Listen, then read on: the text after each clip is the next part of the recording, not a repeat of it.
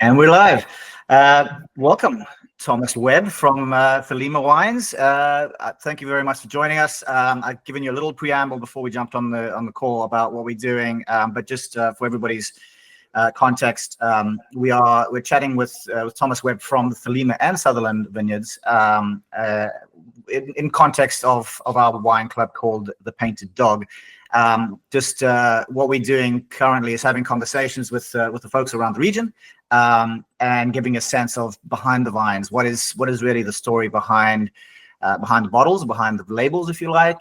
Get a sense of the characters, the personalities, the region, the estate, and of course the beautiful wines. Thelema is out of the Stellenbosch region, and we'll talk about their sister brand Sutherland as well, which is more the Elgin region. But before we dive into that, let's get an intro from you, Thomas, if you wouldn't mind just giving us a little background to who you are and how you fit into the world of Thelema and Sutherland. Yeah, thanks, Warren. I was very fortunate to have chosen my parents well. My dad was a young accountant that decided to give up the glamorous career of numbers and follow his passion. I've just grown up on our little family vineyard here in Stellenbosch in the southwestern corner of South Africa. So I've been very fortunate to fall into this industry and the role that I now occupy. But it's also very much my passion as well. You know, I love wine, and I'm very proud of what my father's built. So to be able to market and sell the Thelema wines is it's quite a privilege for me, I must say. So my background is sorry, go ahead, Ron. I was just going to say, so I'm not sure everybody's aware. So this is a family business. It's a I don't know if it's multi-generational, but it's very much the Webb family that are running and producing the wines out of that region. Is that right? Yeah, 100%. So the background to Thelema is after my dad decided to give up his still fledgling accounting career in the 1970s, he went back to university, got a degree in winemaking. But you know, when you've got a degree in winemaking, it's a bit like getting your driver's license. It means you sort of you know what to do, but it doesn't mean you're actually any good at it yet. And my dad went about working on different wine estates around South Africa to get some experience. He actually also worked in California for Heights in the early 1980s. They're famous for that Martha's Vineyard Cabernet Sauvignon. And then upon returning to South Africa, he heard people talk about this incredible little property high up on the Simmonsberg Mountain overlooking the wine capital of Stellenbosch called Thelema. And my dad went up there and befriended the owner, who was this old English gentleman who wasn't much of a farmer, but he enjoyed living on a farm. So he resided on this small 157 hectare orchard, beautifully tucked high up on the very cool southern slopes of the Simmonsberg Mountain. And my dad got to know this guy and eventually convinced him to sell us the property. And then there we were in 1983. My mom, dad, brother, sister, and I, and the dog arrived and just had to start from scratch. And you know, you sometimes forget that wine isn't something that you just need a winery for. You need vineyards, and you obviously need a winery, and you need time, because we had to clear the land, pull out all the orchards. We had to plant the vineyards. We had to build a winery. We had to wait for the vines to grow, which can take 3, 4, 5 years. Then we had to pick the grapes. Then we had to crush them. Then we had to make them, and then we had to age them. And so it was quite a long process. But I think when you're trying to build something, what we were trying to build, which is establish a little world-class vineyard in little old South Africa, it was always going to take a bit of time. And but luckily, actually, things worked out pretty well, because at the time in the early 90s, once we actually had some wine, the South African wine market was dying for a small-scale, high-quality producer to come along, because there were lots of okay wines coming out of South Africa, but there weren't that many world-class wines. And then pretty much out the blue, Thelema was producing Sauvignon Blancs, Chardonnays, Cabernet Sauvignons, Merlot that actually struck a note on for the international palate. And already by 1995, the Thelema Cabernet Sauvignon was the first South African wine to be included in Wine Spectator's top 100 wines of the world. And that doesn't sound like such a big thing now, but 30 years ago, when South Africa was really, in the little, no one drank South African wine. This was quite a thing. So, and also, just to jump in there for a second, and also the sense that, I mean, it sounds like, even though time in wine time is lengthy, you look at the sort of stalwarts of the Vergeligens and the Marathis and the Constantias. For you guys to go from mid-80s to 90s to be able to produce world-class wine, almost competing against those heritage brands, that's a feat in itself, right? I mean, that's being able to get yourselves aware and become successful.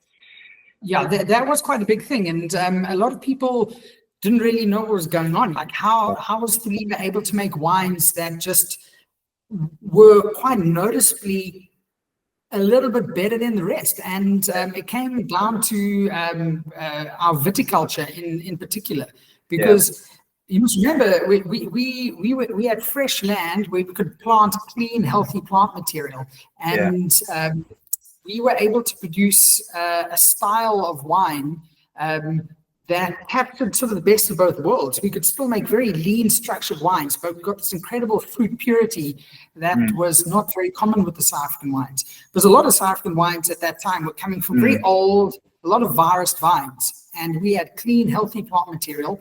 And my dad's skill was always very much in the vineyards, and we kind of just were able to produce healthier, better fruit than most of the rest. I will say, though, the South African industry has caught up now, and there's so much good wine coming out of South Africa. But there was a time not too long ago when really good quality South African wine was more the exception than the norm. Yeah, I agree with that. I mean, I've been going down this journey of talking to a few of the winemakers in the region. I've been away for a while now. I've been away for almost 17 years, and what I remember, the wine sort of footprint, if you like, within that region is all the older brands, and actually quite a lot of the varietals that are coming out of South Africa at the moment weren't things back when I was there, like the Shannons and the Rhone blends and those kind of things, the Rhone style wines. Those weren't even, it wasn't even on the radar when I was there. So it's just good to see how the South African wine industry as a whole is starting to be, hit above its weight a lot and really get out there and into the international markets, which is always why it's so exciting having these conversations.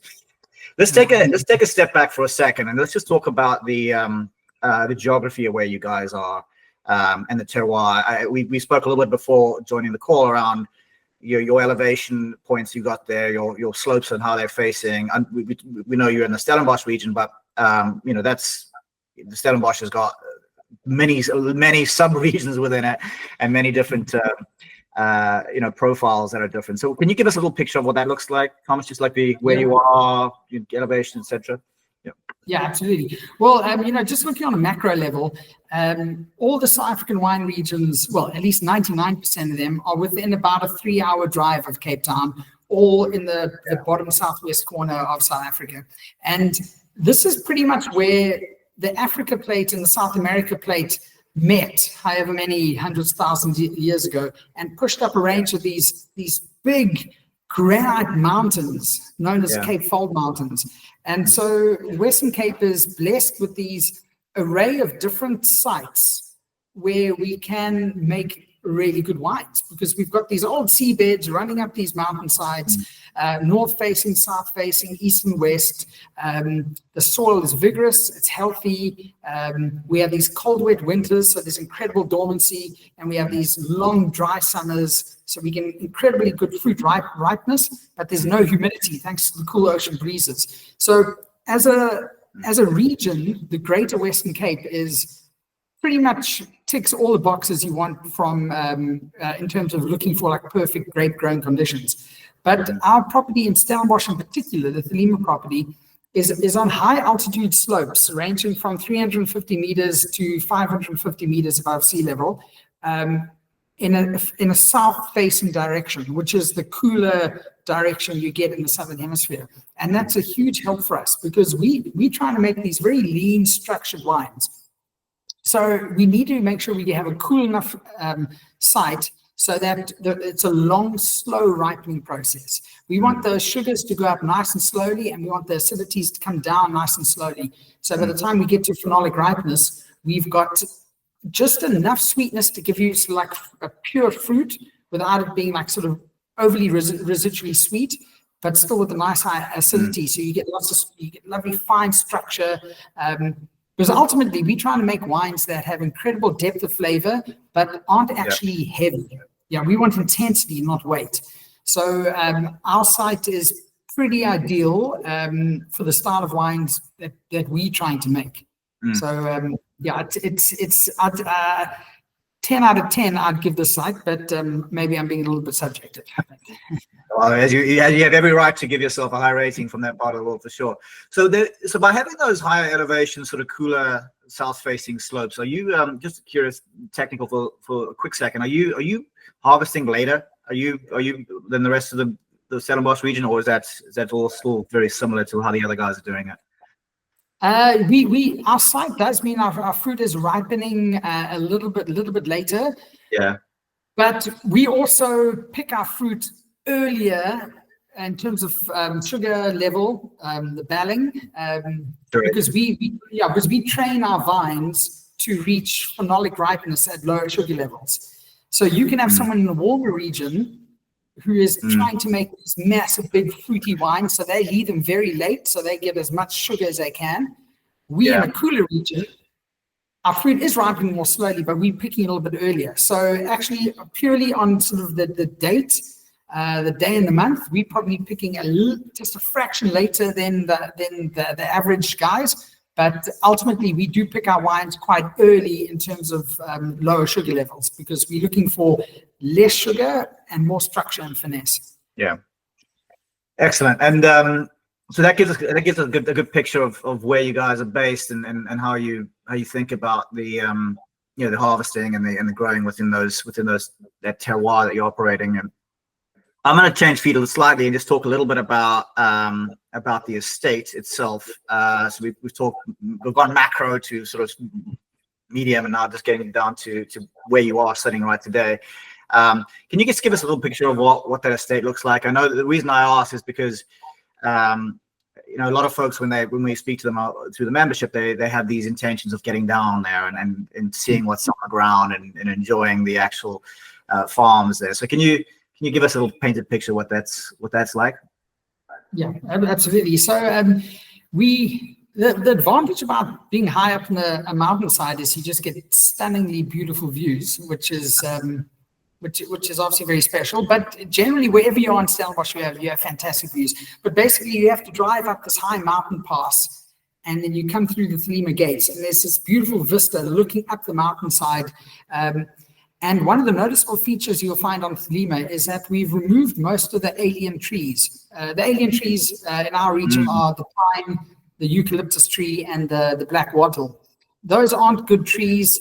They suck up a lot of water, and they also don't allow any of the natural vegetation to grow below it.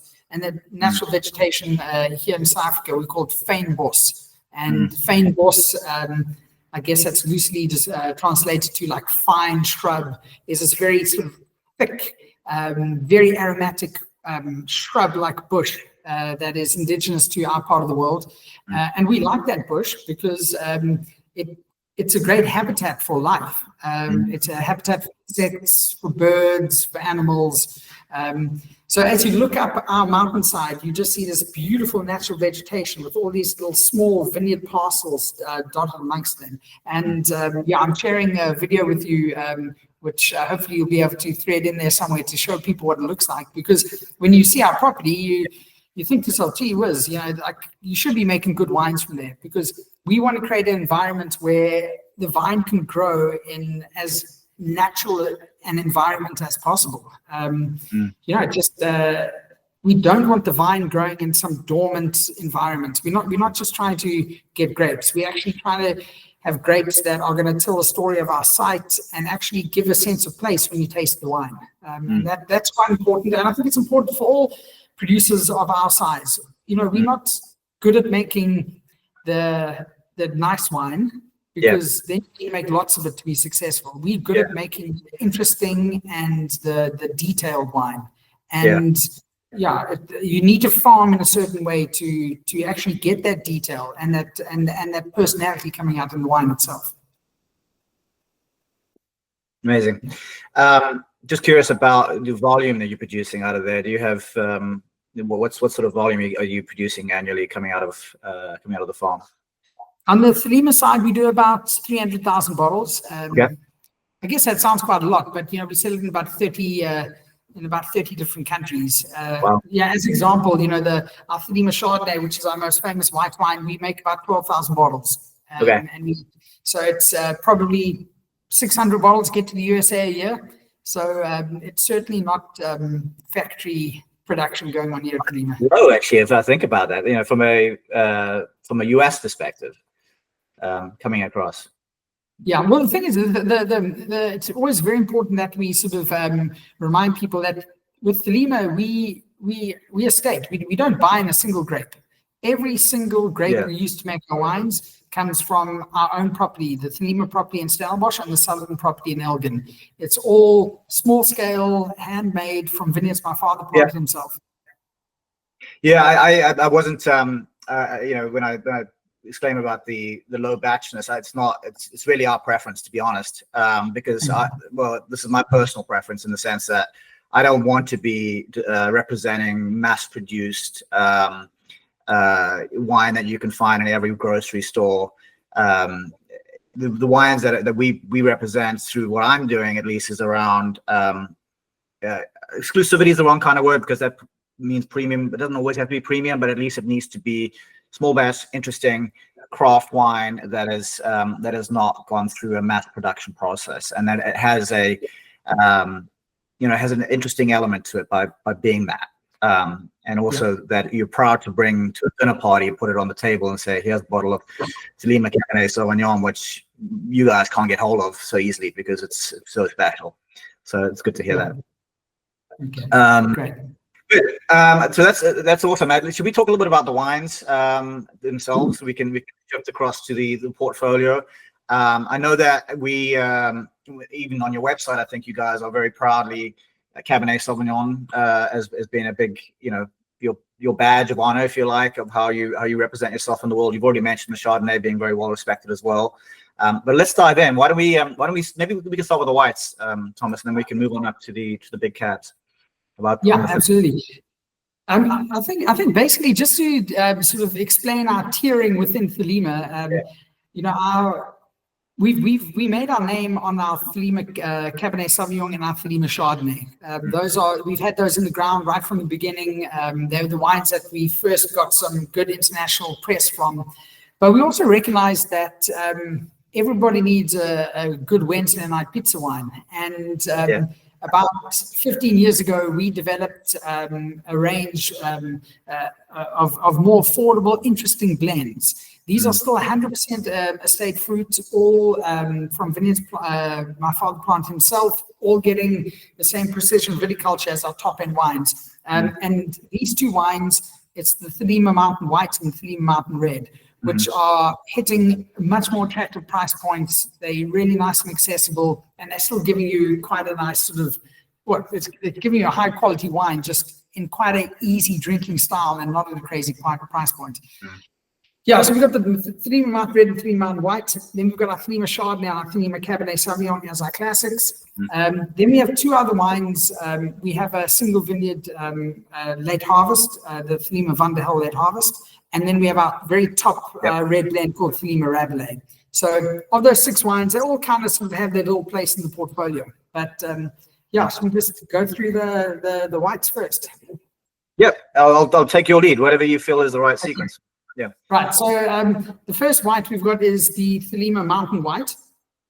This is quite an interesting wine because we We recognize that, like I said, everyone needs an approachable wine. You know, that Wednesday night, you get home, you want something really good, but at the same time, you don't really want to open a $50 bottle of Chardonnay or anything like that. So we said to ourselves, what grapes would make up a really interesting, approachable style of wine? So we said, right, let's use Sauvignon Blanc. Sauvignon Blanc is really popular because it's fresh, it's crisp, it's got very understandable and digestible flavors. It doesn't need to be wooded. But what could we add to that Sauvignon Blanc just to give it a bit of an X factor? So we thought, why don't we look at Viognier? Because Viognier, if you open your textbook, well, I remember opening my textbook in university, and it said the flavor profile would be peach, apricot, rose petal, and pepper. Right. So we figured out if we can just add 10% Viognier to the Sauvignon Blanc, it would just add a little bit of tropical fruit to the palate, give it a little bit more palate weight, and just take some of those sharper Sauvignon Blanc edges off.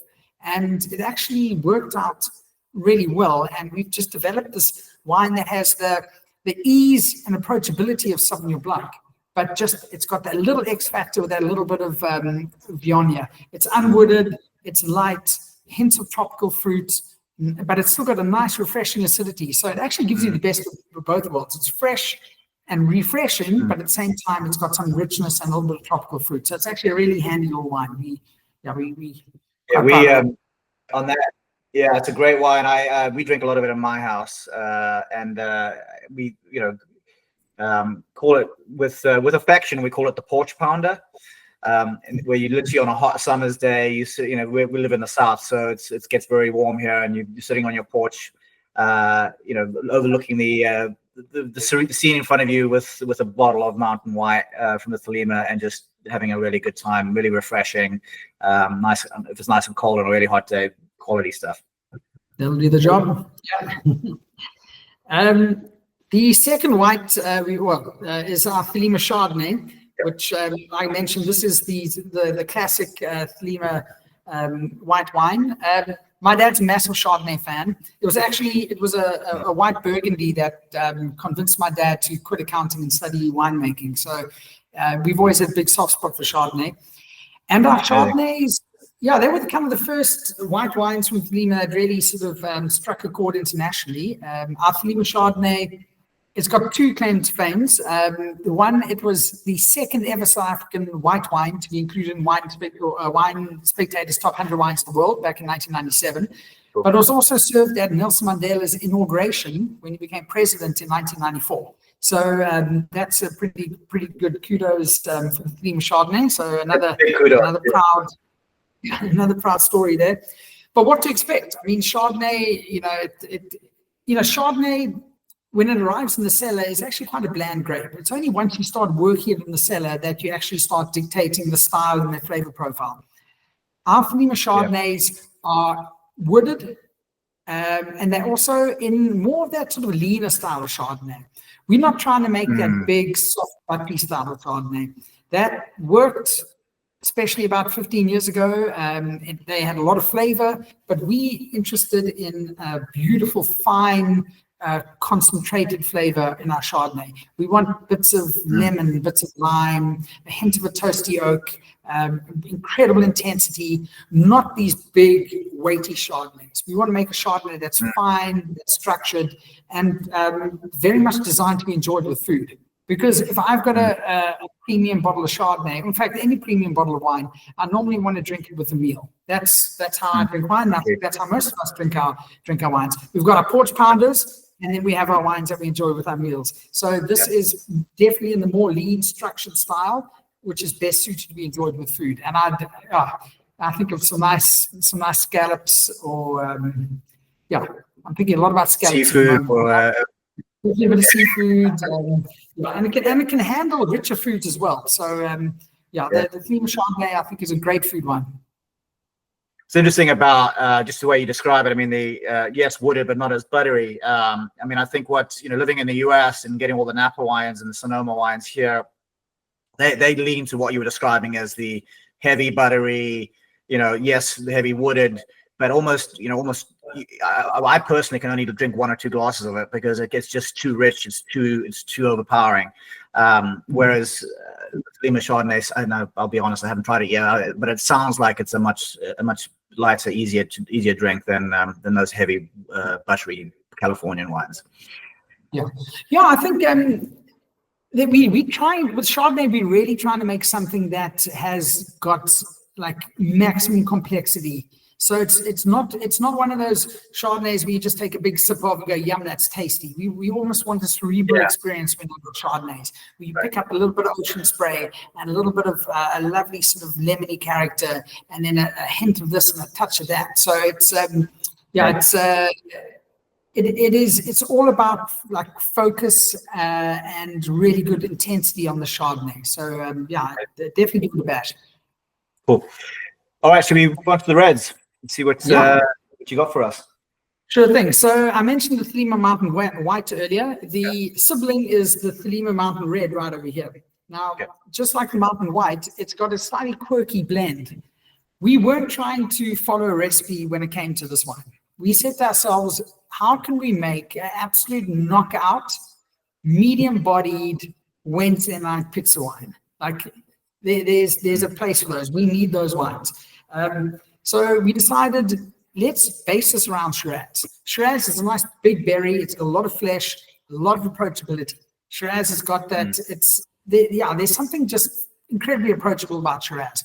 But Shiraz can lack a bit of personality. So we decided we'd add a little bit of Grenache to this. Grenache has got a lot going on. It can be a little bit wild on its own, but if you just put a nice little dollop of it, it can add a lot of personality and a little bit of a spiciness. Nice. Then the third component, we decided on Petit Verdot. Now, this is quite unusual because we've taken two Rhone varieties and we're putting in a Bordeaux variety, which is not very common, but it just makes sense. Because Petit Verdot does three things to a wine. It helps give a dark color, a high acid, and a violet perfume. So not only does a violet perfume offer a nice contrast to the more juicy red and black fruit coming from the Shiraz and the Grenache, but it also adds this lovely fine backbone to the wine, which actually sort of reins in the more sort of juicier flavors of the Shiraz and Grenache and gives the wine a lovely structure. So this wine absolutely ticks the boxes for me when it comes to just a wine that's got balanced, approachable drinking. It's got fruit, it's got spice, it's got structure, it's got some, like hints of oak, but at the same time, it's just seamlessly put together. So it's just it's quite smashable. That's the word we use in South Africa. It's I don't know if that translates into American, but this translates to me. But I'm not sure how far beyond me it'll translate. But it's this kind of it's that porch pounder, but in the red kind of idea. Yeah. Absolutely. And remember too, like these are all 100% estate fruits, getting the same precision viticulture as our $50, $60 bottles of wine, all French oak barrels. These are still fundamentally quite serious wines, but they are marrying complexity with approachability. And you can't always have both. Often the complex wines aren't approachable and the approachable wines aren't that complex. These wines give you that. And there's a space for those wines.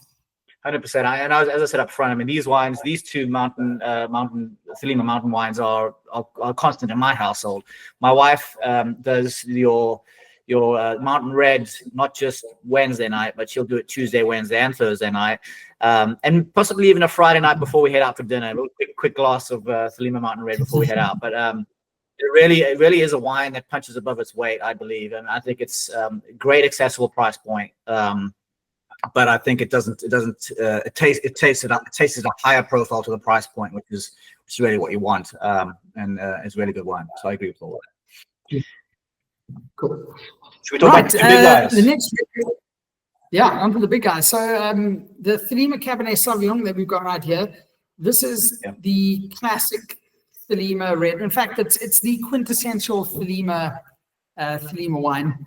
It's the wine we've got the longest track record for. It's sold in every country we distribute our wines. If someone says to me, just give me one bottle of Thelema that best tells your story, I would grab this Thelema Cabernet Sauvignon. What to expect? Cabernet Sauvignon is a variety that doesn't sort of change its flavor profile too much. if you've got a Cabernet Sauvignon from the Noir in Australia, from Stellenbosch in South Africa, and Napa in California, there's going to be still quite a clear thread running through there. So we're not actually looking to sort of try and play around too much with this wine. We want to embrace what Cabernet Sauvignon is. And Cabernet Sauvignon is a very lean, structured variety where the tertiary flavors are the leaders and the fruit's a bit more at the back. So on the Thelema Cabernet Sauvignon, you can expect a lot of those classic flavors of tobacco leaf, pencil shavings, cigar box, dried herbs, maybe even just a hint of a minty character. And then at the end, you get a lovely sweet blackcurrant finish at the end. So it's got complexity, it's got seriousness, it's got structure, but it's got incredible harmony too. So it's I'm speaking with a lot of affection here, because it's definitely my favorite wine that we make in our portfolio. Don't expect a big, juicy fruit bomb. That's not what we do. We want to make wines that have all those beautiful perfume-like characters, but then just have that nice juiciness right at the back. So I agree with it. Again, best to that wine. And go on. Sorry, I interrupted. Go on. No. And so it's best served with a meal in a nice big wine glass. It's not a wine where you're taking these big, massive sips of. It's more just smaller sips, savoring the flavors. Because when you've got complex wines, you sometimes need to sort of be looking for the pleasure of all the different components working together in harmony. It isn't just for like drinking. This is a wine for savoring and actually enjoying the experience of all the different components working in harmony together. I agree with that. What I was going to say is that, and I've drunk this wine as well, which is phenomenal. You get some cabs, and I know what you mean by that sort of golden thread between all the different cabs, depending whether it comes from Sonoma or whether it comes from the winelands of the Western Cape. There is that familiarity that comes through. But what I do find about the Thelema Cabernet Sauvignon is that it doesn't necessarily need a massive, chunky, fatty steak to go with it. At least I know some of the cabs that I drink, you want to have that fattiness to really cut some of the sort of like heavy tannin sort of Cabernet flavor. Yours, to me at least, is my personal experience, is that it feels more, it has more variety to it, it has more diversity to it. So you could have that with you could have it with your heavy, big, T-bone steak with a lot of fat, but you could also drink it with a sort of a lighter, I don't know, bolognese or something less intense, which I quite like about that particular bottle. Yeah, 100%. Now you've done your research, I see. Yeah, well, I've got to go to represent you guys. Not my glass. I haven't tasted them all, but definitely this one's a great one that I've really enjoyed. Should we take the next step up and talk about your sort of more? Is it more premium? Is it more? Is it high up on the scale? How do you distinguish between your cabernets here? Yeah. So the last red we're showing is the Thelema Rabelais over here. This is a selection of the very best Cabernet Sauvignon from the estate, blended in with a little bit of Petit Verdot. Okay. This wine was born in 2007 when we decided to really, we had a great Cabernet Sauvignon, but we said, well, let's take out 1,000 liters of the very best Cabernet Sauvignon we've got. So if someone walks in here, they say, well, come on, give us your best. We can actually say, well, listen, we've gone and we've selected the very best here. And when it comes to selecting the very best, it's not just a case of, tasting all the barrels and saying this is the best barrel. We actually take that into the vineyards already, where we actually fly drones over our vineyards and we take infrared photographs of the vineyard using technology called normalized difference vegetative indexing. And that tells us the different level of vegetative growth of our vineyards. But basically, to sum it up, we're able to identify little sort of parcels within one vineyard that we treat as separate little vineyards to ensure that we get 100% optimal ripeness. And then we vinify each parcel separately, and then we age them separately in barrel, and then we go through a tasting of, say, 100 different samples to really hand select the best barrels. And then we add the Petit Verdot to do just the same thing that it does with the Mountain Red, high acid, dark color, and a violet perfume. Because the Petit Verdot just adds an element of prettiness to Cabernet Sauvignon. Cabernet Sauvignon has got everything except maybe a bit of prettiness. And sometimes the Petit Verdot can give it that little kiss of prettiness. It just cuts the Cabernet down a little bit, right? So it's not as bold, I guess, in your mouth. Yeah, 100%. I'm going to quickly tell you where the name Rabelais came from, if you don't mind. Yes. So our farm was called Thelema it was named Thelema in 1897 by a British couple who bought the property back 130 years ago. And they got the name from a story written by a French Renaissance writer, Francois Rabelais. And Rabelais wrote the story in, I think, around 1510 about these two giants, Gargantua and Pantagruel. And these giants fought this great battle. And at the end of the battle, the giant Gargantua was dividing all the spoils of war. And the last person he had to look after was Friar John. And Friar John turned down all offer of title and wealth. All he wanted was a piece of land where he could build an abbey. So Gargantua gave him this piece of land along the banks of the Loire River, and they built an abbey known as the Abbey of Thelema. And in this abbey, men and women lived freely together. There was wine, there was music, there was reading. And the motto of the abbey was, do what thou wilt. Now, this was actually, it sounds good. This was actually a Renaissance message where at the time, the church and the state told you what to do and what to think. Yeah. And Rabelais was saying, no, you are an individual. You must be making your own decisions and just be responsible for your actions.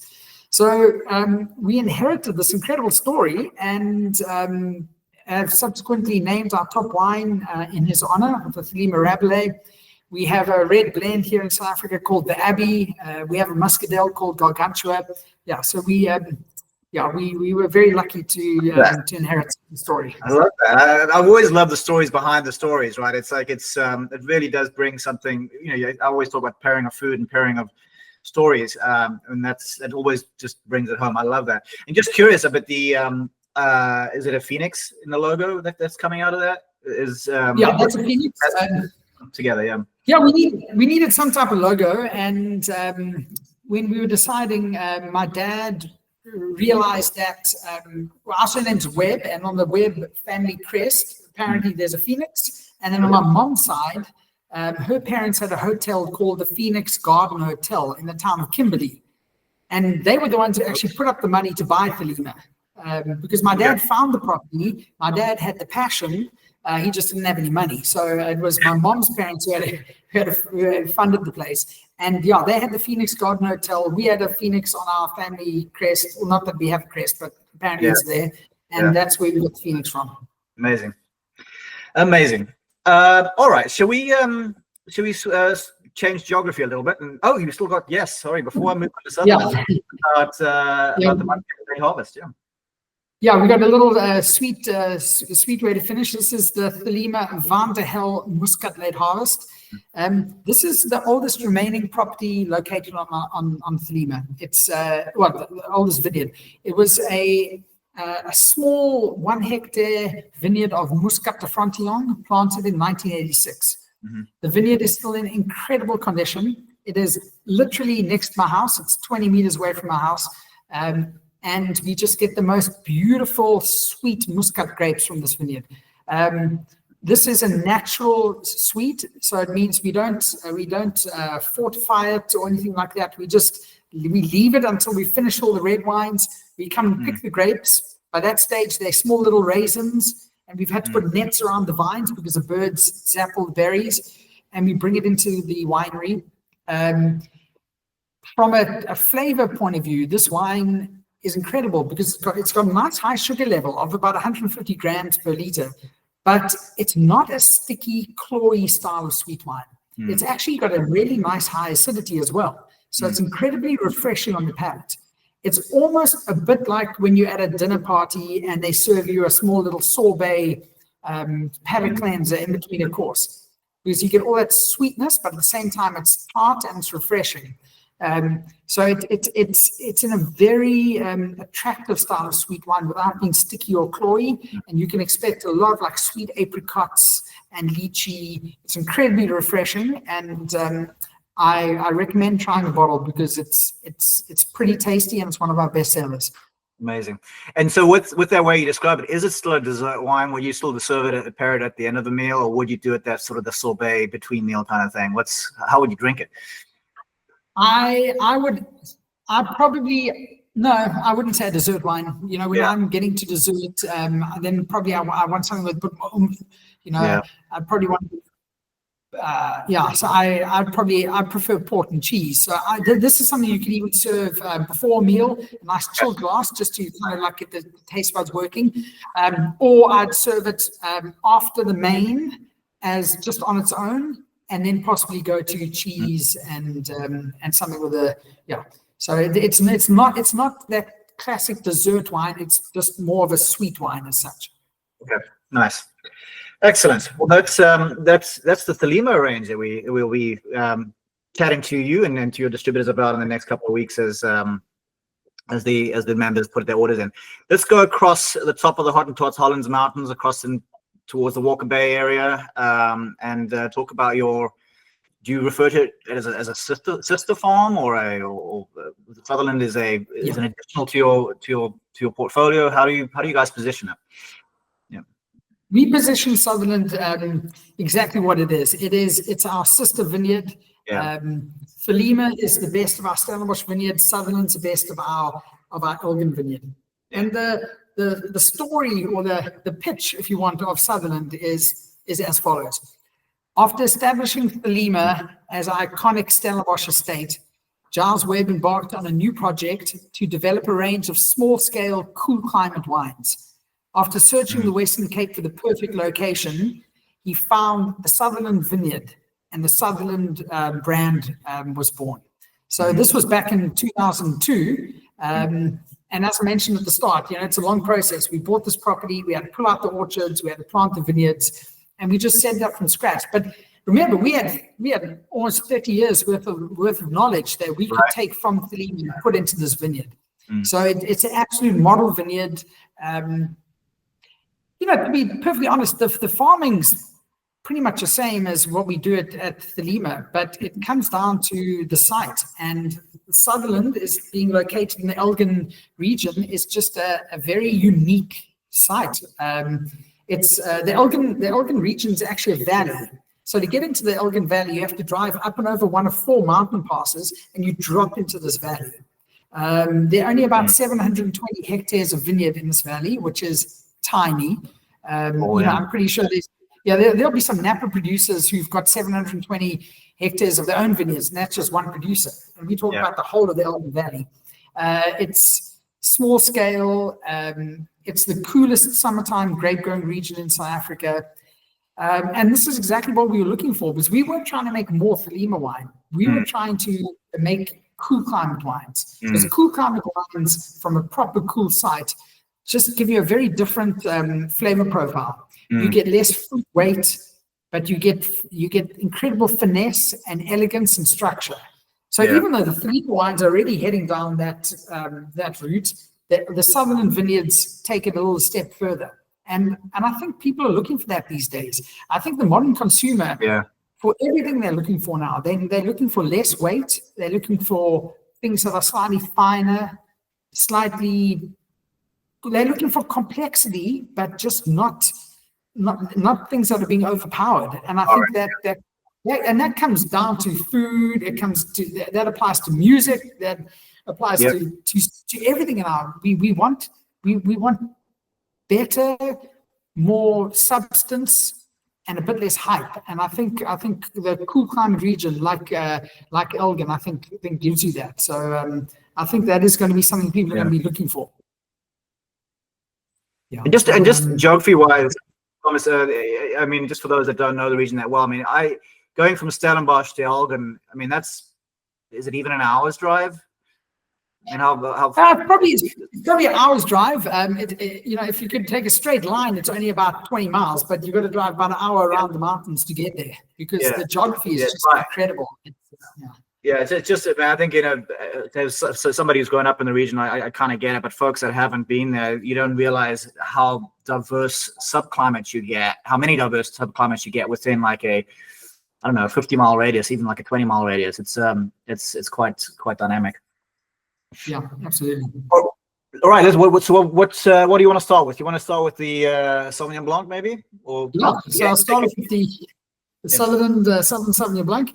Sauvignon Blanc it's a great variety. It's pretty easy to make. You get nice big crop levels. There's something quite uncomplicated about Sauvignon Blanc, and I'm not trying to dismiss it as not being a high quality grape, but it's incredibly approachable. You get nice fresh flavors. You get fruitiness. But there isn't oak. It's not too busy. It's just a great accessible variety, and I think that's why it is probably the most widely consumed white variety on the planet, because it's really tasty and it's approachable. And we've tried to embrace all of that, but we've made a point not to make this in that big New Zealand style. Right, the New Zealand style is popular and it works. It is fruity, it is sweet, it's very tasty, but we want to make a wine that still has lovely little nuances where you're getting a little bit of that tropical fruit and a little bit of that, a bit of honeysuckle, and it's you chill this wine down, and it's just it's obviously best for slightly warmer weather or for warmer regions, and I guess South Carolina is probably one of the warmer states you're going to end up in the US. Quite warm, interesting, the New Zealand comparison. I think the Marlborough wines out of New Zealand, the Sauvignon specifically, are quite popular over here. But it's quite nice not to be playing in that same field, because you want that distinction, you want that uniqueness, you want that South Africanness coming through, which I think comes through in that wine. Yeah, absolutely. Yeah, like we said earlier, we try to make wines that actually have character and personality. We're not trying to compete with the mass market. Other guys are better at making mass market wines. Our wines are all small scale and have that personality to them. Excellent. Right, should we move on to what's up next? Pinot? Pinot, absolutely. So next up is our Sutherland Pinot Noir.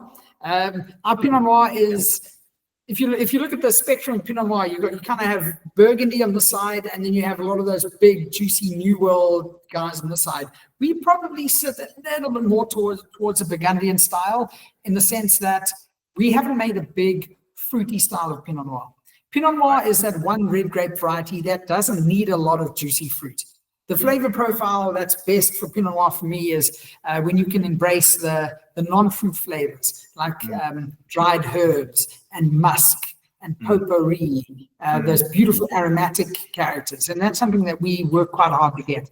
So there will be fruit, but it'll be more that like wild strawberry or that wild cherry. There'll be spice. It'll be, like I say, aromatic, more of that cerebral flavor profile. It isn't a big, dark, juicy style of Pinot Noir. But like I say, Pinot Noir isn't meant to be dark and juicy. Pinot Noir's got a very thin skin. It just naturally shouldn't be that dark in color. It's meant to be all about sort of actually, that sensation when someone walks past you with perfume and you go like, oh, what is that? Like, I like it. I don't know what it is, but I'm intrigued. You're not confused, but you're intrigued. And you want to find out more. You want to keep going back. And do you? I mean, I like to chill my Pinot Noirs a little bit, especially in a heated day. So this might go quite nice with just like half an hour on the fridge before you open it or something like that. Yeah, absolutely. Yeah, definitely. Yeah. Very nice.